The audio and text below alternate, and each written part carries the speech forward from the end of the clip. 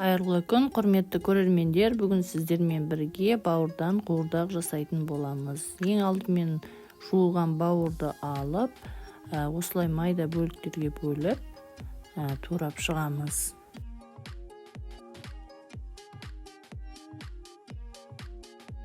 Қазанға майды құйып, қыздырып, оның үстіне бауырды саламыз. Бауыр жақсылап қуырып аламыз. Бауыр қуырылам дегенше мен пиязды турап дайындап аламын.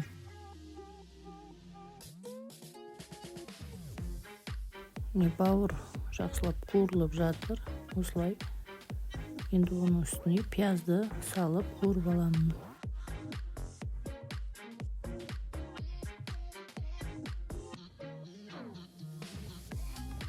Пияздың қуырғасын оның үстіне бір қасық тұз саламын.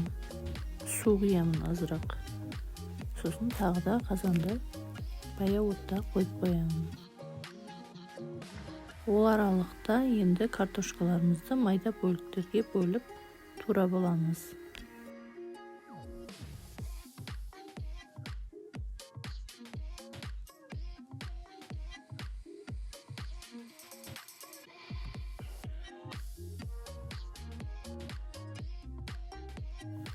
Енді қазанымызды осылай араластырып, оның үстіне картошкаларды салып шығамын.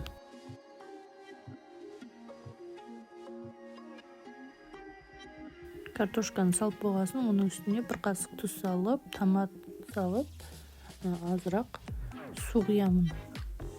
Астын баяу отқа қойып, жарты сағаттай қайнатамын.